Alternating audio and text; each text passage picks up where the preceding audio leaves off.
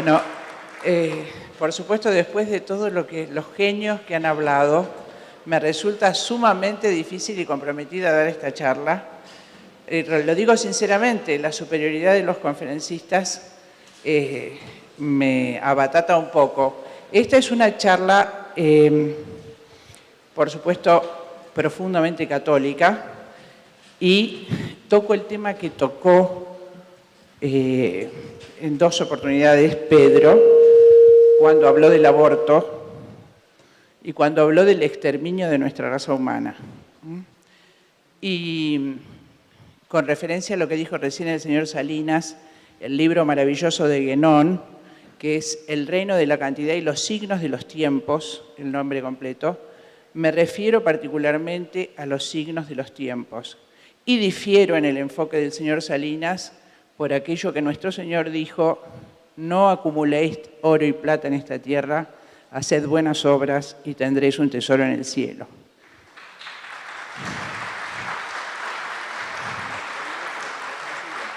No, está bien, no te preocupes. Bueno, yo soy docente universitaria y utilizo esta charla, va dirigida a todos, pero fundamentalmente a la enorme cantidad de jóvenes que veo aquí, mexicanos, que están padeciendo la misma desgracia que en nuestro país, Argentina, en toda Hispanoamérica, creo que en el mundo. Particularmente me parece que las medidas demográficas a las que me voy a referir ahora están dirigidas a Hispanoamérica. Bueno, la conferencia se llama De Malthus a Kissinger, una conjura contra la vida.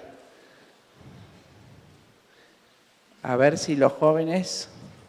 Por supuesto, pareciera ser que el aborto últimamente es el tema que llena los periódicos mexicanos, argentinos y probablemente de todo el mundo. Lo que hasta hace unos años era un homicidio simple y llano, y al que yo trataba como médica forense. Yo pertenezco al cuerpo médico forense de la provincia, digamos, del principal estado de la República Argentina. Y de pronto se transformó, por esa magia de la política, en un derecho. Este derecho, por supuesto, el aborto, en realidad es una estrategia demográfica de exterminio que parte de las estructuras a las que se han referido ya varios conferencistas de lo que llamamos gobierno mundial o poder mundial. Ese poder mundial, seguimos, quisiera mencionar a los dos principales responsables de este exterminio demográfico, a los que me dirigiré en toda la conferencia: el señor David Rockefeller IV y el señor Henry Kissinger. Seguimos, aquí abajo. La Fundación Rockefeller y la Fundación Ford ha financiado en los últimos 50 años todas las leyes de exterminio demográfico, de control de natalidad y los planes que llamamos en nuestros países de salud reproductiva, es decir, de aborto. Seguimos. Una más atrás. Una más atrás. No. Entonces seguí. Esta es... por supuesto, como docente universitaria, me gusta graficar de alguna manera, se puede graficar de mil maneras, cómo está dispuesto el gobierno mundial en este momento. Por supuesto, geográficamente se desarrolla sobre el eje geográfico Londres-Nueva York, ¿verdad? Y, como ustedes ven en el esquema, en el centro están las Naciones Unidas. Como bien se han referido hoy los historiadores, ayer y hoy, la Primera Guerra Mundial fue un intento, por supuesto, del sionismo internacional por lograr este gobierno mundial y lograr un concierto de naciones que fueran controladas, que fue la Sociedad de las Naciones, que fracasó, por supuesto. El Tratado de Versalles, con que se terminó la Primera Guerra Mundial, fue solamente un tratado de guerra. Creo que se leen 11 guerras en ese tratado, y lleva a Europa a esa inestabilidad terrible, yo creo que voluntariamente, para desencadenar en la Segunda Guerra Mundial. Esa Segunda Guerra Mundial termina con la soberanía absoluta de los países, no solo de los opositores, y simula establecer un sistema democrático con la creación de lo que llamamos Naciones Unidas, Organización de Naciones Unidas. Es en realidad lo que ven en el centro de la figura, solamente un órgano de control que depende de las estructuras más grandes de poder, desde donde bajan planes a nuestros países a través de principalmente de los ministerios de Educación y de Salud, de Sanidad. De hecho, la Organización Mundial de la Salud es el Ministerio de Salud del Gobierno Mundial y sus disposiciones, muchas veces homicidas, bajan como recomendaciones a los ministerios de salud de los países dominados, como nosotros, y los políticos hacen leyes que permitan que esas medidas se adopten, como el caso del aborto, que en realidad sigue siendo un homicidio. Ven en esa pantalla cómo yo agrupé los centros de poder. Ustedes ven a su izquierda arriba, donde dice CFR, en realidad es el principal agrupamiento de las corporaciones que manejan el poder en el mundo. Son 13, la más importante es la que dejé escrita, es el CFR, Council on Foreign Relations, el Consejo de Relaciones Internacionales. Está formada por 4.000 personas, solo de allí sale el presidente de los Estados Unidos y no tiene la menor importancia que sea demócrata o republicano.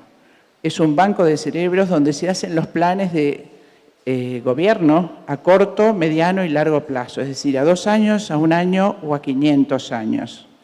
Esto es propiamente la conducta de esa perseverante insistencia sionista para lograr durante siglos la dominación mundial. Se concreta de esta forma.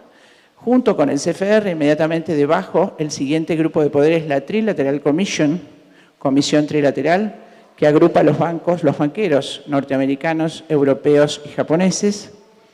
Y el tercer grupo sería el grupo Bilderberg, tan estudiado últimamente, que agrupa a los banqueros americanos y europeos, tan descrito y definido por autores que ya, como Michael Jones y otros, han estudiado a fondo estas organizaciones.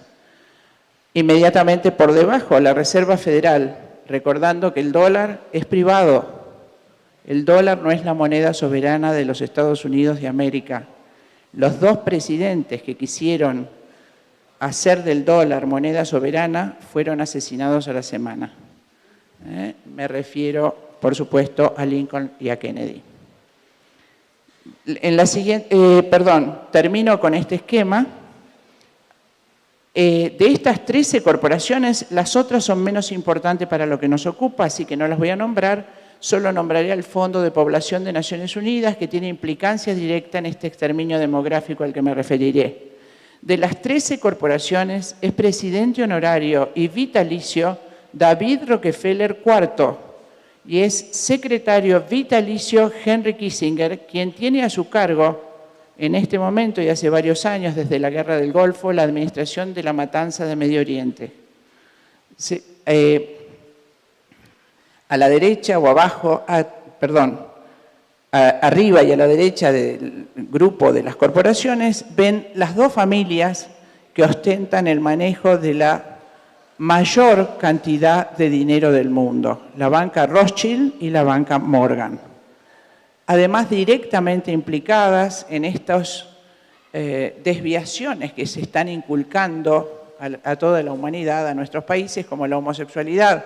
Hace 5 años, por ejemplo, la banca Morgan publica en todos los medios que necesita dirigentes que cumplan 3 requisitos: que ostenten un título otorgado por una prestigiosa universidad, que tengan, por supuesto, una prestigiosa profesión y que se declaren varones o mujeres sean homosexuales. Esto es lo que ha hecho la banca Morgan, mostrando el perfil obligatorio que dará a la humanidad en estos años que estamos cursando. Bien, Rothschild se ha mencionado acá en muchas conferencias, todos saben, es financieramente el dueño del mundo. A la derecha del círculo que abarca las 2 bancas mundiales, ustedes ven los organismos internacionales de crédito, Fondo Monetario Internacional, Banco Mundial, Banco Interamericano de Desarrollo. Solo puse los que tienen mayor implicancia en Sudamérica y en Centroamérica. Hay otros organismos internacionales de crédito. El Fondo Monetario fue creado específicamente después de la Segunda Guerra para inaugurar el sistema de préstamos usurarios que nos han encadenado, al que se refirió hoy Pedro, y que nos postran políticamente como países deudores. Les voy a contar una anécdota. Hoy un conferencista argentino se refirió al peronismo, es controvertido, pero realmente fue un proyecto nacional, y en el año 1952, Perón, siendo presidente, da una carta, yo la leí en el Senado hace pocos años, en el Senado de la Nación Argentina, que más o menos dice así: comeremos menos, compraremos menos cosas superfluas, pero no tomaremos empréstito extranjero. Dios nos libre de caer en las manos del usurero internacional. Antes me cortaré las dos manos.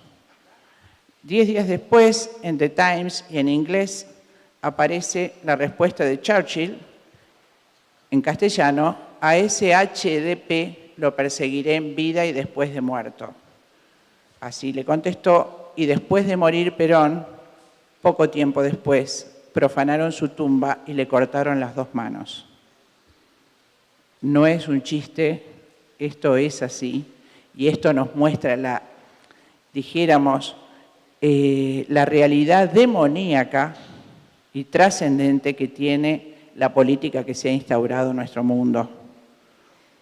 Bien, el mecanismo, por supuesto, es el empréstito con intereses usurarios, capitalizando el interés, ya otros economistas lo van a explicar, pero son endeudamientos hechos para no ser pagados. Ningún país puede pagar, si no cancela su deuda en los primeros 3 meses de emitida, es imposible de ser cancelada porque se va capitalizando el interés y siempre lo que se debe es mucho mayor de la posibilidad de pago de las naciones. Y además es absurdo el mecanismo. En Argentina siempre ha ocurrido lo que llaman megacanje, es decir, me prestan 1.000, no puedo devolver 1.000, entonces me obligan a tomar 10.000 para devolver esos 1.000. Esto es el mecanismo de la deuda externa. Ese capital, ese interés exponencial, que ya otros especialistas explicarán mejor que yo, se ha instituido mediante la corrupción de todos los gobiernos sucesivamente. La corrupción de los gobiernos, porque todos han tomado el empréstito sabiendo que es imposible de pagar y los sucesores, por temor, corroboran la validez de ese endeudamiento. En Argentina hubo un gran patriota que fue Alejandro Olmos, que creo que es el único en el mundo que hizo un juicio por la deuda externa en el año 2003. Después de 20 años ganó ese juicio, pero el juez que intervenía en la causa dijo que había prescripto. Él murió de un infarto, pero su hijo, Alejandro Olmos Gaona, instituyó la figura de delito de ejecución continuada, por lo cual no prescribió la causa y fue llevado a Ecuador, que prácticamente hizo una cancelación de sus deudas por ese mecanismo invocado por Alejandro Olmos Gaona. Lo que pasa es que no le difunde ningún medio, fue publicado en Argentina, ¿no? Grupos de gente como nosotros se dedica a estudiar este fenómeno que nos ha postrado. ¿Por qué hago tanto hincapié en esto? En todos los empréstitos que tomó la Argentina, en todos los últimos 25 años, hay 2 cláusulas por las que el gobierno de turno se compromete en bajar la natalidad de nuestro pueblo y en bajar la población definitiva, colaborar para lo que llaman los objetivos del año 2000, del 2010, del 2040, los objetivos que plantean las Naciones Unidas, objetivos de milenio, objetivos de centenario, etc.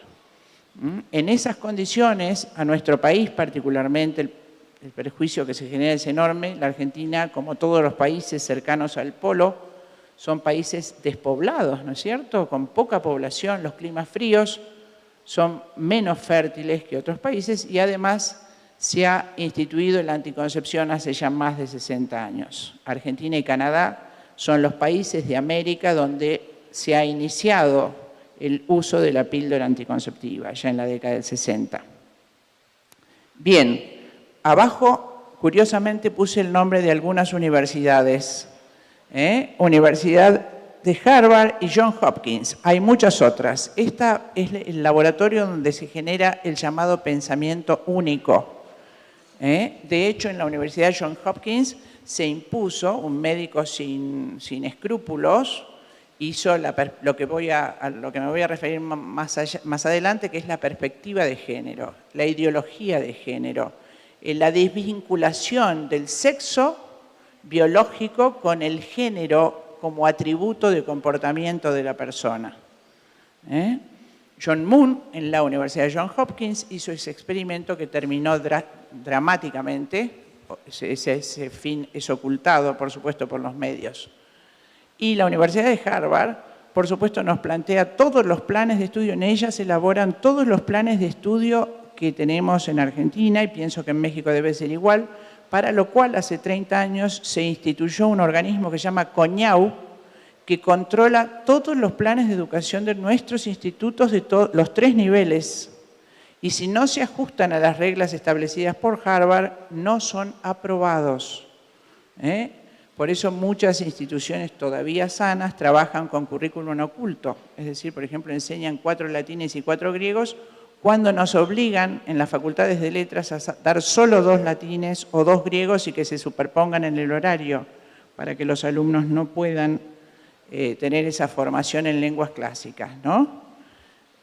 Si no se entiende algo, les pido por favor que me interrumpan, porque es un temario bastante original en este ámbito. ¿Cuál es el tema demográfico? Bien, la finalidad de las universidades es la generación del pensamiento único, políticamente correcto. Esto es así porque vino de Harvard, esto se dijo en Harvard, esto se resolvió en Harvard y estos planes de estudio fueron elaborados en Harvard. Los que hacen a mi profesión, que es la medicina, tienen que ser acordes con los dictados de Johns Hopkins. De hecho, lo que hace a todas las formas de matar al inocente, incluido el trasplante de órganos. El siguiente grupo, el último grupo de poder, al que se ha hecho mención en 2 de las conferencias, es Hollywood. Hollywood fue comprado en 1950 por Rockefeller II como gran agente de propaganda del sistema que se impuso después de la Segunda Guerra Mundial. Siguiente.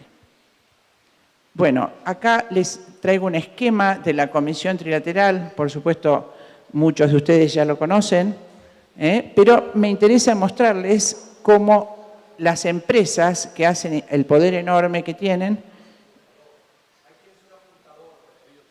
Perfecto, a la derecha abajo. Los servicios de inteligencia adscriptos a la compañía. Fíjense, las empresas que hacen inteligencia para la trilateral, Hewlett Packard, Xerox, John Deere, las herramientas John Deere, Coca-Cola, además de financiar y de enriquecerse Coca-Cola con el sistema y ser parte de la trilateral, es la gran agencia de inteligencia extendida por todo el mundo.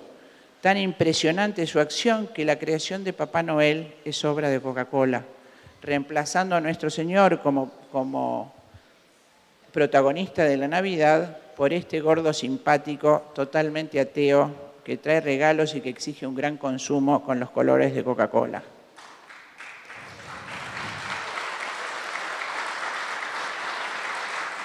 Siguiente.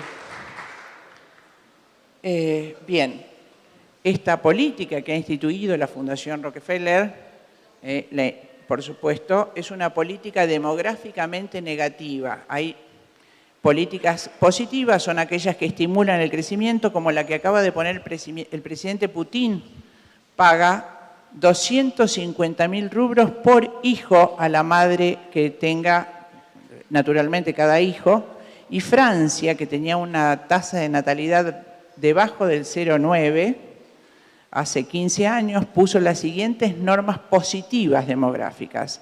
Da, ahora en euros, un premio de 2.800 euros por el nacimiento de cada hijo, el plan euro, es decir, 1.000 euros por mes al niño hasta los 12 años, y 20.000 euros de premio al matrimonio francés que tenga el tercer hijo. Y además un cargo, han puesto varios países europeos, que es au pair, al que acudió una de mis hijas hace años, que es una especie de niñera que contrata, ahora será la Unión Europea, en aquel momento eran los países, en su momento en Alemania eran 400 marcos, se le enseñaba el idioma, la cultura y demás, con el requisito de que se quedara cuidando los chiquitos de matrimonios profesionales para que pudieran tener hijos. Eso es una política demográfica positiva. En cambio, en nuestros países y en el resto del mundo se aplica una política negativa, lo que se llama un genocidio de efecto retardado, que consiste en la legalización del aborto y en la anticoncepción y esterilización de las madres, es decir, como hacíamos en los animales, la esterilización de vientres. Si acá hay algún veterinario, eso se está haciendo masivamente y en forma gratuita para las personas pagadas por los estados respectivos. En Argentina, pienso que acá debe ser igual, es carísimo tener un hijo, pero la castración la hacen gratuitamente en todos los hospitales y centros. Seguimos. Me voy a referir a los precursores de esta política, seguimos, que se llama, no, la anterior, son Darwin y Malthus. Seguimos. A ver, acá falta una diapositiva. Seguimos. No, volver para atrás. No sé por qué no están las fotos de Darwin y Malthus. El demonio se mete y se mete en serio. Bueno, Carlos Darwin. Darwin fue, por aquí vi un médico argentino que se ha especializado y docente de la Universidad de Guadalajara, el doctor Raúl Leguizamón. Hace 15 años está aquí, creo que lo conocen. Él se ha especializado en este tema, en la patraña más grande, del fraude científico más grande del siglo, que es la evolución. Desde ya, filosóficamente, no se puede obtener algo superior de algo inferior, pero además jamás cumplió los pasos elementales del método científico, que es poder repetir en el laboratorio esos experimentos, es decir, obtener un ser superior de un ser inferior. Además, desde la genética, es imposible sostener la existencia de la evolución, ya que las especializaciones, como por ejemplo la prensión, el pulgar del mono o del simio está especializado en prender la banana y el humano la tiene especializada en oponer.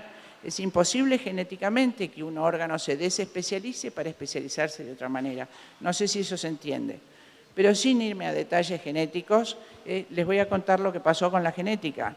Darwin inmediatamente fue aprobado por Su Majestad Británica cuando enuncia su hipótesis de la evolución, porque él era un admirador, pero fanático, de Thomas Malthus. Thomas Malthus fue un pastor protestante que en la época de la Revolución Industrial recorre las calles de Europa, los países, y ve la pobreza desoladora que había generado ese desmantelamiento del campo y acúmulo de las personas alrededor de las fábricas y del carbón. Y entonces él dice que la gente se estaba muriendo de hambre y que si seguía teniendo hijos, la gente iba a morir de hambre puesto que la comida no iba a alcanzar para todos. Es el primer economista que hace la teoría económica sobre población, teoría económica de la población. ¿No es cierto? Y él invita elegantemente, con estas palabras, a las clases inferiores a no tener hijos, la gente más pobre, más inferior, con estas palabras, para no ser una carga para los sectores superiores de la sociedad. ¿De dónde arranca este pensamiento malthusiano? Arranca de lo que mencionó hoy Pedro, la Reforma Protestante.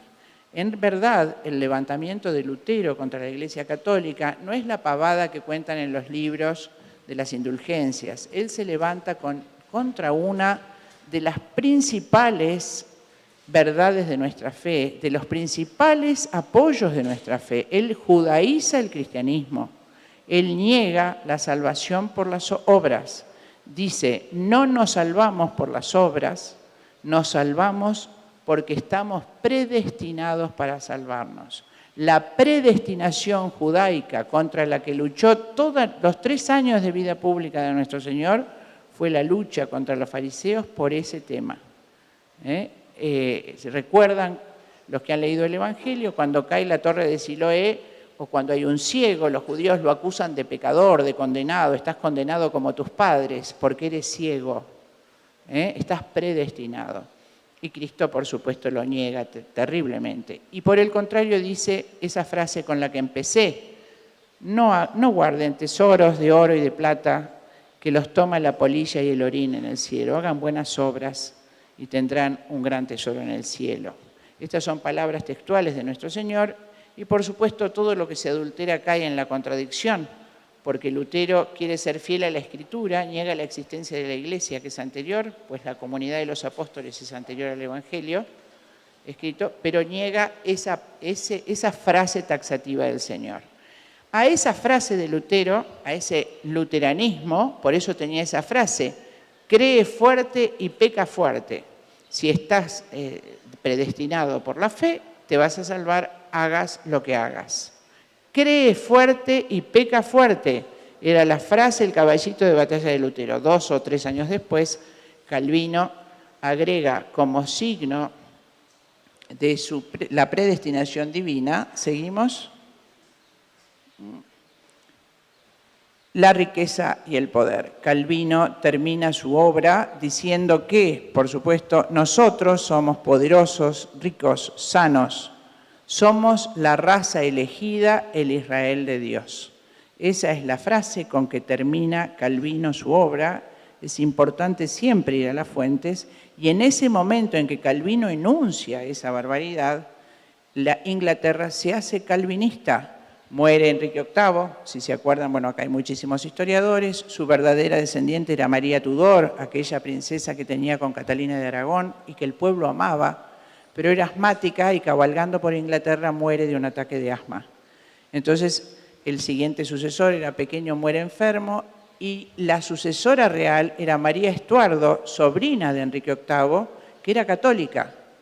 Pero la pequeña hija bastarda que había tenido con Ana Bolena, María Tudor, no podía de ninguna manera acceder al trono, pero fue tomada por la familia Cromwell, que se hace calvinista, la hace calvinista ella, mete en una torre a la verdadera heredera y se queda como reina. La reina virgen. ¿Por qué la reina virgen? Ella envidiaba a la Santísima Virgen, es algo terrible, y decidió no casarse por eso, porque veía la veneración que los caballeros sentían por nuestra Santísima Madre, y entonces decide no casarse, se hace decir la Reina Virgen, y a su nombre se debe el nombre del estado de Virginia, en los Estados Unidos. Esta mujer calvinista impone el calvinismo con los Cromwell en toda Inglaterra, y durante 2 años los católicos fueron quemados vivos en la misa del domingo dentro de la iglesia. Así se exterminó el catolicismo en Inglaterra, y la mejor fuente, en ese sentido, una de las mejores fuentes, es el historiador Hilaire Belloc. Hay muchos otros, pero es muy claro y es muy lindo para leer su obra, justamente Historia de Inglaterra.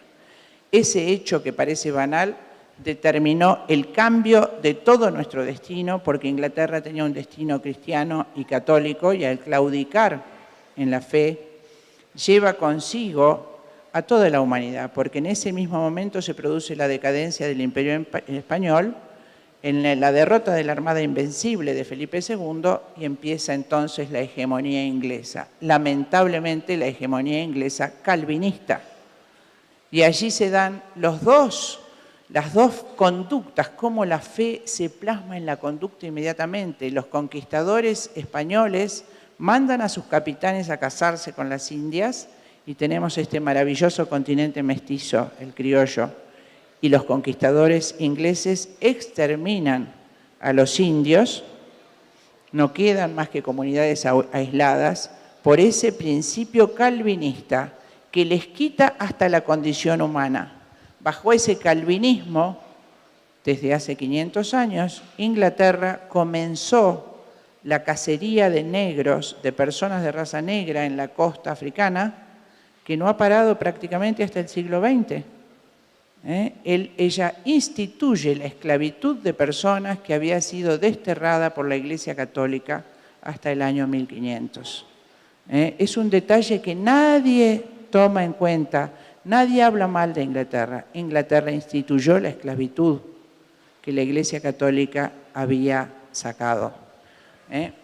¿Por qué digo esto? Porque cuando Darwin Cuando Malthus hace esta observación, y lo hace con este criterio calvinista, los pobres no tienen que tener hijos porque son una carga para los sectores superiores de la sociedad, admirador de él es Carlos Darwin, lo dice en su obra. Él admira y se da cuenta que tiene que haber una explicación biológica para esta verdad que emana de las obras de Malthus, porque tiene que haber algo cósmico que lo justifique, y entonces él dice, claro, hay razas superiores e inferiores. Inmediatamente, a pesar de las objeciones de cientos de científicos de Europa, Su Majestad Británica inmediatamente lo prohija, lo promueve y lo protege y hace como ley la evolución porque justificaba ampliamente el tráfico de raza negra que era el sustento de la economía inglesa. Tanto es así que en 1912 un sacerdote que quiero pensar que se equivocó, yo creo que no fue inocente, cuando aparecen las primeras objeciones de que no había según la teoría de Darwin, tendría que haber un ser intermedio entre el hombre y el mono, dice Teilhard de Chardin haber encontrado el eslabón perdido, y ese eslabón perdido fue vestido, reconstruido con el color de ojos y todo, una especie de yeti, en la puerta del Museo Británico hasta el año 1948. Allí se enseñó en todos los medios científicos que existía la evolución, cuando 3 científicos genetistas piden ver los fósiles. ¿Por qué digo genetistas? Y ahora les digo el fin de esto.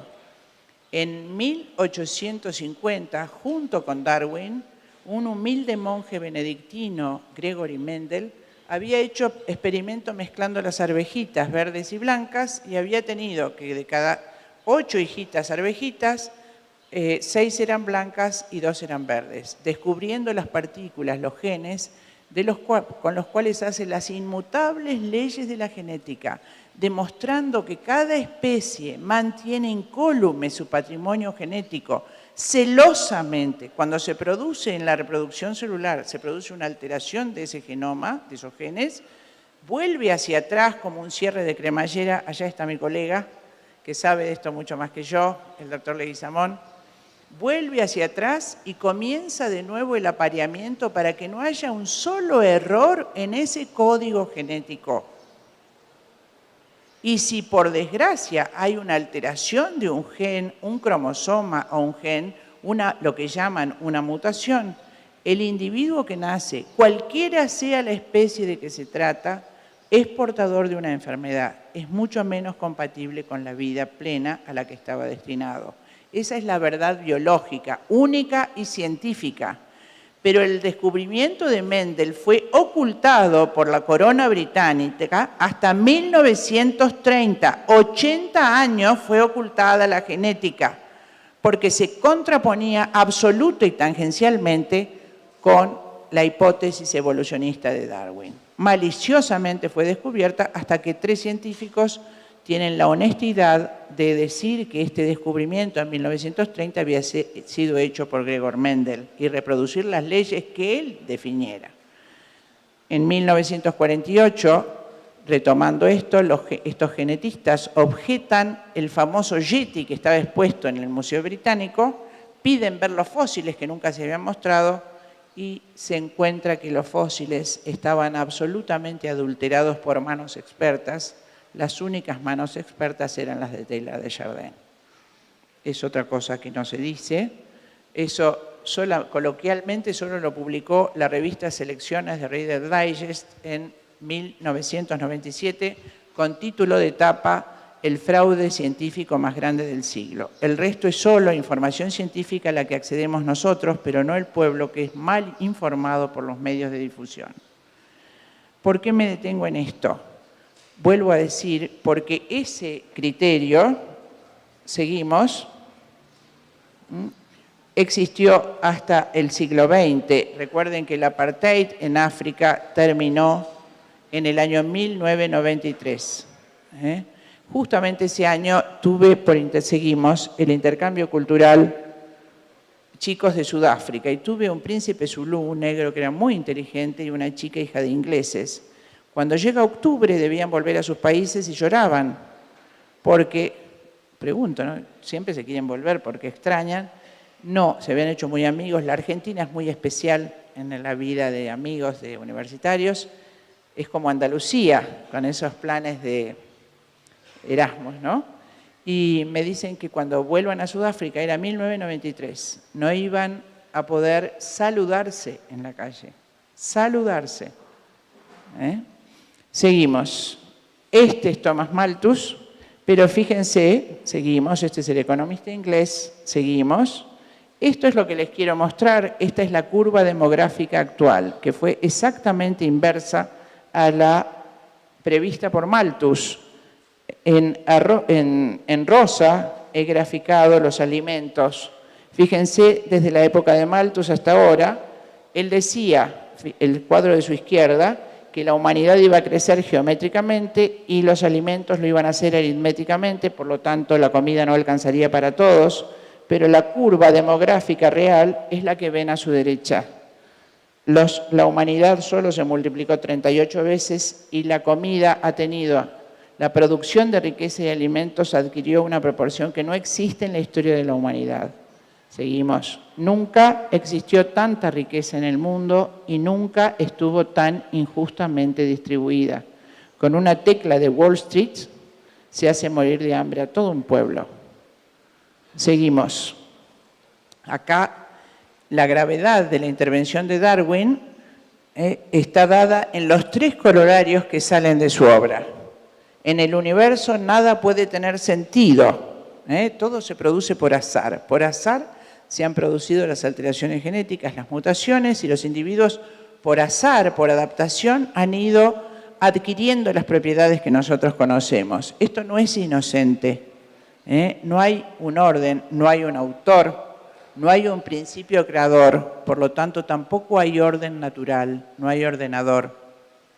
Y eso se relaciona con el segundo principio de Darwin, Struggle for Life, que lo difunde a 4 voces y en todos sus libros. La libre lucha por la vida, el predominio del más fuerte, el débil debe sucumbir. Lo va diciendo con hermosas palabras a lo largo de toda su obra.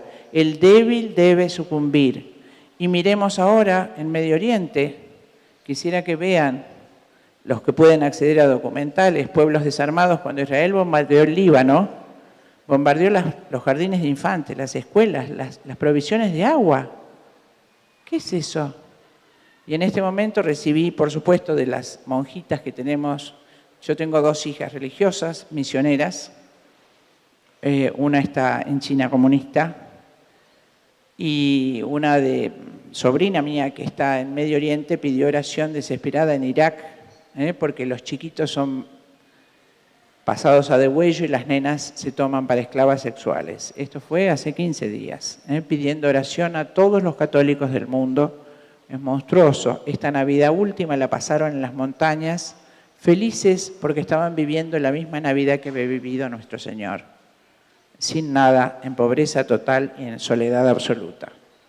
Y finalmente, la tercera conclusión de Darwin es el racismo, pero es el racismo malentendido, el racismo carnal. Fíjense lo que dice Darwin. Entre todos los hombres debe haber una lucha abierta. No se debe impedir por medio de leyes o costumbres a los mejores tener el mayor número de hijos. Ese pensamiento que decimos malthusiano y darwinista da origen a lo que se llama, seguimos, movimiento eugenésico. Seguimos.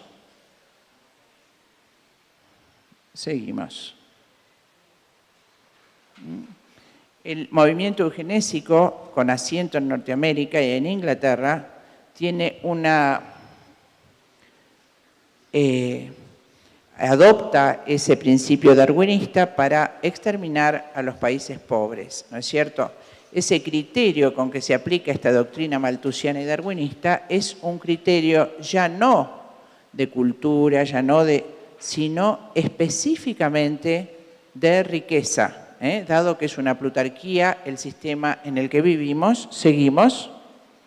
Su principal personera fue la enfermera norteamericana Margaret Sanger, que es la creadora del movimiento feminista norteamericano. Margaret Sanger era la 11ª hija de una familia irlandesa inmigrante, muy pobre, muy resentida, marxista.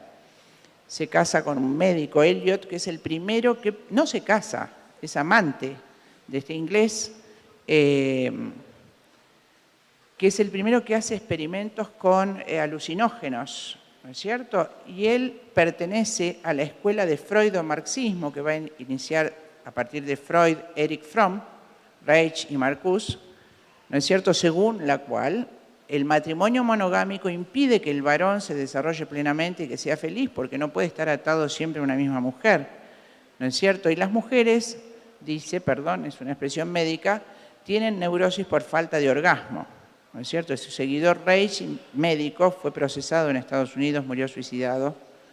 Bueno, no me voy a detener en estas pseudoterapéuticas. Esta mujer viaja con todas estas ideas y odiando al matrimonio a los Estados Unidos de América. Seguimos. Y tenía un odio enorme a la raza negra y a la raza hispana, a los mexicanos. Odiaba visceralmente. Ella creía realmente que solo la raza sajona tenía que prosperar, o los ricos. Sinceramente, sencillamente decía así. Entonces hace la primera clínica de aborto para negros en el barrio Harlem, donde estuvo mi hija trabajando, el barrio negro de Nueva York, suscitando un odio racial que no tendrá fin mientras dure el mundo, porque son realmente genocidios que no tienen nombre. En su libro, El pivot de la civilización, cuenta ella que para que los negros no sospechen, hacía que intervinieran ministros y comadronas negras, es decir, ministros religiosos negros para que las mujeres negras incautamente fueran a hacer su aborto. Cuando se produce la Segunda Guerra Mundial, seguimos, bueno, no sé si lo tengo en fotografía siguiente, ella viaja a Alemania, la manda el presidente de los Estados Unidos, vamos aclarando el panorama, para asesorar a Hitler en la toma del territorio. Hace la ley Himmler, que dice así, que no, el Führer no la dejó entrar en vigencia. Uno de los tantos problemas que tenía Alemania, y tal vez uno muy grave, era la falta de territorio, que el presidente norteamericano conocía perfectamente. Y entonces Margaret Sanger le sugiere al doctor Himmler lo que se llamó Ley Himmler o Plan de Control de Natalidad, que decía así: hay que hacer una profusa industria anticonceptiva. Todos los métodos anticonceptivos deben estar al alcance de las mujeres rusas en edad fértil. Debe insistirse en los beneficios que tendrán las familias pequeñas. Debe insistirse en los beneficios económicos y culturales que tendrán las mujeres con pocos o ningún hijo. Debe insistirse en los posibles riesgos para la salud que pudieran ocasionar los embarazos y los partos. Debemos legalizar el aborto. Entrenar para ello a médicos y comadronas. Si hacemos el aborto con esmero, mayor cantidad de mujeres rusas acudirán al mismo. Esto es letra textual de Margaret Sanger. Se llamó Ley Himmler, el Führer no permitió que se pusiera en vigencia, pero Margaret Sanger en 1942, cuando prácticamente el presidente de los Estados Unidos y las potencias aliadas deciden acabar ferozmente con Alemania, Sanger vuelve a los Estados Unidos de América y propone esa ley al Senado de los Estados Unidos para exterminar a los mexicanos que veían crecer enormemente en los estados que habían robado a México casualmente y a los negros, ¿no es cierto? Entonces es rechazada en una primera instancia por el Senado norteamericano, pero en 1950 David Rockefeller II la llama, pone una enorme cantidad de dinero y en la misma clínica de aborto para negros hace la poderosa IPPF, Planned Parenthood, cambiando el nombre de control de natalidad por paternidad planificada para que nadie vincule con la ley Himmler a Margaret Sanger. Desde ese momento, cientos de clínicas de abortos se han extendido en todo el mundo. España está siendo exterminada por estas clínicas. Ha sido además la agresión especialmente virulenta contra los países hispanos, que lo ha denunciado un actor, creo que es mexicano, Verástegui. Ha hecho una denuncia formal sobre eso y una película muy importante. Bueno, seguimos. si volviéramos al esquema que les había dado al principio, había puesto entre el CFR y las Naciones Unidas la IPPF. Ese organismo depende directamente del presidente de los Estados Unidos, es autárquico, tiene un enorme poder y es donde se generan los planes de salud reproductiva y los planes de aborto para todo el tercer mundo. ¿Cómo controlan eso? Con otra organización que creó Rockefeller. Rockefeller II hizo las tres cosas soñadas por Margaret Sanger.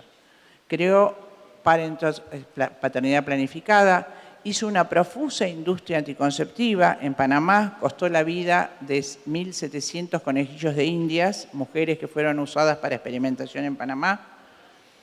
Y creó el Fondo de Población para Naciones Unidas. Este Fondo de Población genera lo que se llaman conferencias de población y desarrollo que se hacen cada 10 años. La primera fue en Bucarest en 1974, la segunda en México en 1984, la tercera en El Cairo, en cuya preparación yo participé, y la cuarta en el 2004 fue en Bangkok. El año pasado desconozco porque fue muy violenta la preparación, no sé qué pasó al final. Bueno, cuando se hace la primera conferencia en 1974, era secretario de Estado del presidente Nixon, Henry Kissinger. Es inmortal, me parece. Henry Kissinger eleva un informe al presidente de los Estados Unidos que se llamó Implicancias del crecimiento poblacional para la seguridad de los Estados Unidos y sus intereses de ultramar, más conocido como Informe Kissinger o Memorándum 200. Ese plan se pasó a la Junta de Comandantes, por supuesto, inmediatamente se puso en ejecución y se creó el Congreso de Médicos Parlamentarios en Bolivia. Burlonamente Kissinger lo hace en Bolivia. ¿Por qué? Porque el secretario de Estado anterior, Robert McNamara, secretario de Gerald Ford, si no me equivoco, había mandado a los Médicos Sin Fronteras a Bolivia con la orden de que esterilizaran la mayor cantidad de mujeres bolivianas con el pretexto de controlar el cáncer de útero.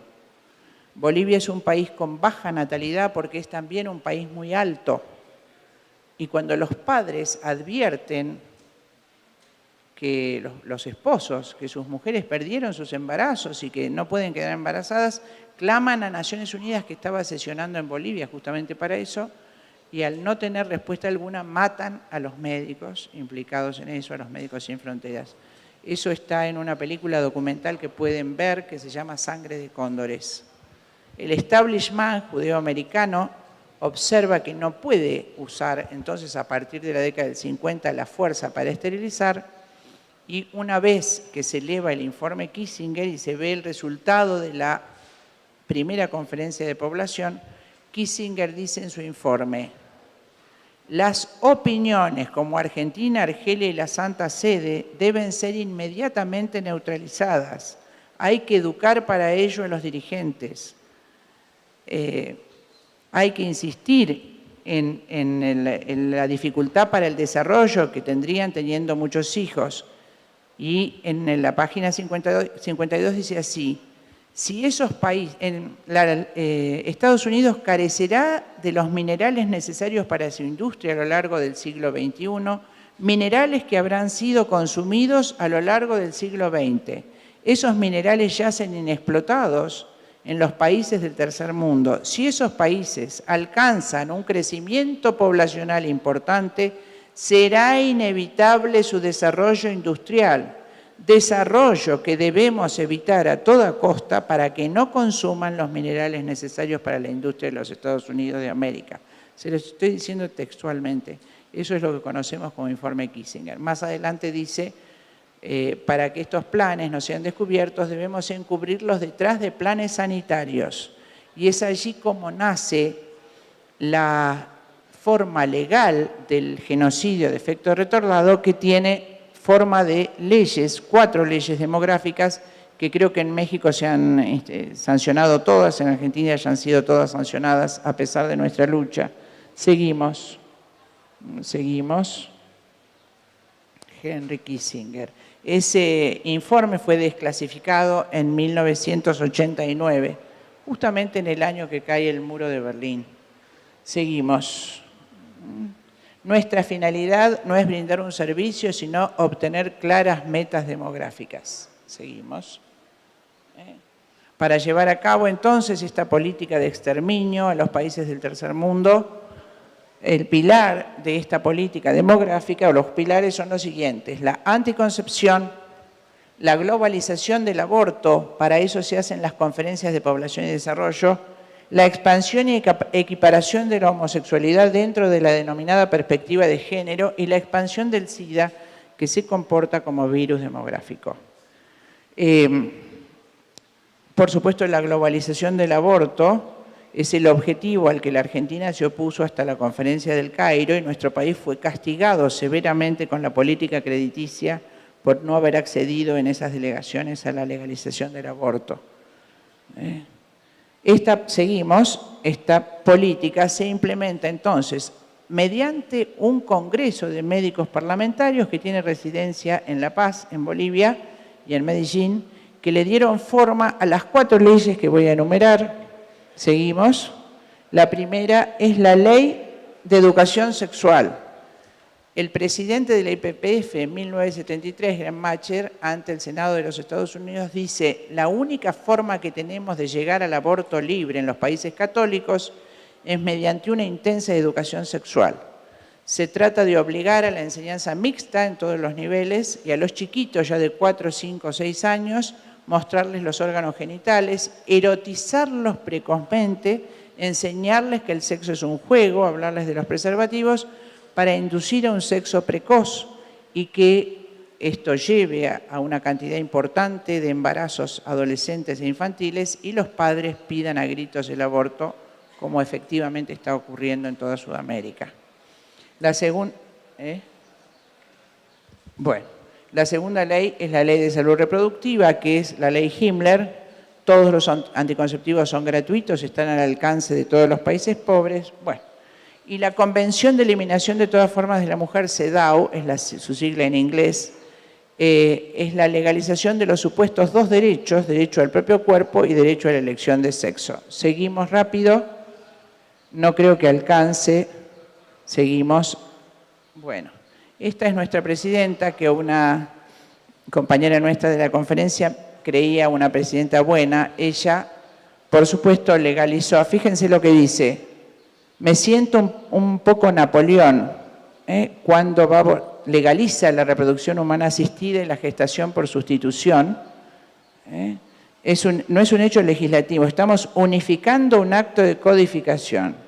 Me siento Napoleón, estoy haciendo un nuevo código. Seguimos. Acá está. La misma presidenta cuando promulga la ley del supuesto matrimonio homosexual. Fíjense la frase: no hemos promulgado una ley, hemos promulgado una construcción social transversal, diversa y amplia. Estamos cambiando la sociedad. Seguimos. El elemento de presión para estas leyes es la política crediticia. Seguimos. La anticoncepción, antinatalidad, encubre un verdadero humanicidio cuyas consecuencias demográficas serán irreversibles. Es actualmente una doctrina, una forma de pensar, una mentalidad antinatalista. Durante 50 años se ha trabajado intensamente sobre el pensamiento humano con la más perfecta metodología gramsciana. Han sido modificados los planes de salud y de educación, se diseñaron y programaron los mensajes en todos los medios de comunicación masiva y se modificaron las leyes. ¿Por qué digo gramsciano? Como dijo Antonio Gramsci, el creador del Partido Comunista Italiano. Si nosotros logramos cambiar el sentido común de la gente y para eso utilizamos los programas de estudio y los medios de comunicación masivos, la revolución armada no será necesaria, la revolución se hace sola. Y así fue en nuestros países. Seguimos. Y por supuesto el gran instrumento, creo que también se han referido a él, es el feminismo radical y la ideología de género, inaugurada, seguimos, por Margaret Sanger. es una doctrina esencialmente marxista. Esto es lo que dice Engels en su libro La propiedad privada, la familia y el Estado, que escribió en 1884. La clave de la historia es la lucha de clases, la clave del matrimonio es la lucha de los sexos. Seguimos rápido. El hombre es en la familia del burgués, la mujer representa en ella el proletariado. Por primera vez en la historia, el matrimonio es la institución donde se verifica, dice Engels, el conflicto de clases, donde la mujer sería la oprimida y el varón el opresor. Seguimos. La personera de esta y gran ejecutora de esta horrible perspectiva de género fue Simone de Beauvoir, que creo que en mi país y en el país de ustedes es lectura obligatoria en el colegio. Simone de Beauvoir fue la amante de Sartre. Realmente, dicho con toda propiedad, ambos degenerados. Sartre, el pensador nihilista antiteo, ¿no es cierto?, que escribe La náusea, era totalmente mujeriego y decía de su amante, se trataban de usted, de su amante Simone de Beauvoir, que era su amor necesario, pero no suficiente. Entonces la obligaba, y ella accedía, a traer las estudiantes de cuarto y quinto año del liceo en París para que él las violara y ella las llevaba ella misma a hacer el aborto. Yo digo estas cosas crueles porque nosotros tenemos que conocer a los que escriben, ¿no es cierto? Del tesoro del corazón habla la boca y nuestros niños leen las obras de esta mujer perversa. De hecho, a sus estudiantes de la Sorbona las obligaban a tener relaciones junto con Sartre, a varias, y cuando se publican las cartas de Simone de Beauvoir después de muerta, una de esas estudiantes que se había comido a lo largo de su carrera no las uñas, sino la primera falange de la tensión nerviosa que había pasado, se tira de un séptimo piso cuando lee las barbaridades que Sartre, sus dos profesores, decían burlonamente de ella y de su compañera. Esta mujer escribe el libro, seguimos, fíjense, El segundo sexo. Pensamos que ninguna mujer debería tener esta opción de ser madre. No debería autorizarse a ninguna mujer a quedarse en casa para cuidar a sus hijos. La sociedad debe ser totalmente diferente. Las mujeres no deben tener esta opción porque si esta opción existe, demasiadas mujeres decidirán por ella. Un poquito para atrás, a ver. No existe en la naturaleza femenina, esta es una creación de la historia y de la cultura. Seguimos. Uno no nace, sino que se hace mujer. Ningún destino biológico, psíquico o económico define la figura que reviste en el seno de la sociedad la hembra humana. Es el conjunto de la civilización el que elabora este producto intermedio entre el macho y el castrado, al que llamamos femenino. Es la creación, dice más adelante, del sexo masculino para servirse de él. Seguimos. El patriarcado. Es la lucha absoluta del marxismo y del feminismo radical. Engels dice que mientras exista la sociedad patriarcal no se puede terminar con la Iglesia Católica porque la figura del Padre en la tierra evoca a la figura de Dios Padre. Fíjense qué inteligentes y cómo sabían para mal lo que tenían que hacer. El feminismo radical, por supuesto, ataca primariamente el sentido patriarcal de la humanidad y la familia patriarcal o familia biológica. Seguimos. Y esto es género.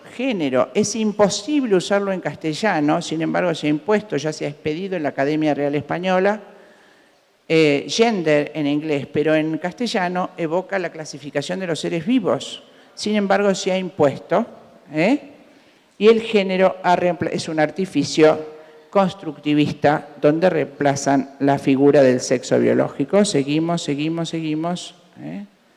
Bueno, acá explico un poquito qué es el lesbianismo, volví al anterior. La lesbiana es una posición política, todos los movimientos feministas enormes que han asolado España y Sudamérica son en su mayor integrados por lesbianas, porque la lesbiana no es mujer, por lo tanto no es clase oprimida. Es absolutamente distinta a la génesis de esta posición, que es ideológica, a la homosexualidad masculina. Seguimos. Por supuesto, el gran logro del feminismo fue el uso de la píldora anticonceptiva. La idea del feminismo es así como en el sistema comunista el proletario tiene que alzarse con los medios de producción contra el capital, en la familia patriarcal la mujer tiene que alzarse con los medios de reproducción contra la opresión del marido.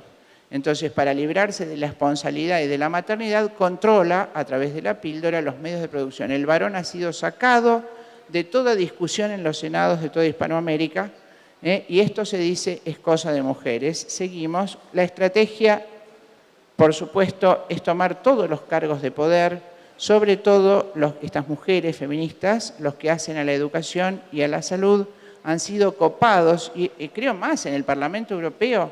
En Alemania hay un movimiento agresivo feminista armado para matar al varón, y los varones tienen miedo de oponerse a su pensamiento cuando se trata de estas leyes de la familia. Seguimos, ya estamos terminando, seguimos. Solamente acá uno de los métodos anticonceptivos es la pastilla RU 486, que se está discutiendo en el Senado de ustedes y en Argentina, en toda Sudamérica, que fue creada por el laboratorio Russell en la Segunda Guerra Mundial para que las mujeres violadas por los soldados americanos no tuvieran hijos de ellos. Es peligrosísima, tiene mifepristona y prostaglandinas, puede ocasionar una hemorragia mortal en las mujeres, pero va a ser legalizada. Todos los anticonceptivos, seguimos, provocan un daño enorme hormonal. El más peligroso de todos es la vacunación. Prácticamente todas las campañas de vacunación introducen gonadotrofina en las vacunas para las diversas enfermedades contagiosas, de manera que la mujer, la chiquita, se inmuniza, genera anticuerpos contra la gonadotrofina. Cuando esa hormona sea producida en las primeras etapas del embarazo, aborta. Seguimos. La anterior, por favor, estoy terminando. De la misma manera que los dos extremos de este relato, todos los elementos que fui enumerando se cierran formando un círculo mortal para estrangular a millones de niños no nacidos. Curioso destino de una humanidad que se esfuerza en aniquilarse a sí misma y en matar lo más hermoso que tiene, que son sus propios hijos. Aquí, la siguiente diapositiva. Por supuesto, nuestra patrona es la Virgen de Guadalupe. La Virgen de Guadalupe aparece cuando los aztecas ofrecían los niños recién nacidos a su dios perverso, el mismo pecado que cometían los cananeos cuando llegan los judíos, y por eso nuestro Señor los llama perros. Un pecado abominable, matar a los chiquitos, y la Virgen aparece y se acaba esa matanza. Quisiera cerrar, la anterior por favor, con una imagen del Apocalipsis. Es la mujer vestida de sol, coronada de estrellas, con dolores de parto, está por dar a luz a su único hijo varón. Y el dragón la acecha para devorar a ella y a su hijo. Su hijo fue arrebatado a los cielos. La mujer, por supuesto, es la Santísima Virgen y el niño es Cristo. Pero la mujer también es figura de nosotras, todas las mujeres cristianas y todas las mujeres que tienen un sentido natural de bien, a quienes el dragón y no otro nos quiere arrebatar el hijo de nuestras entrañas. Nada más.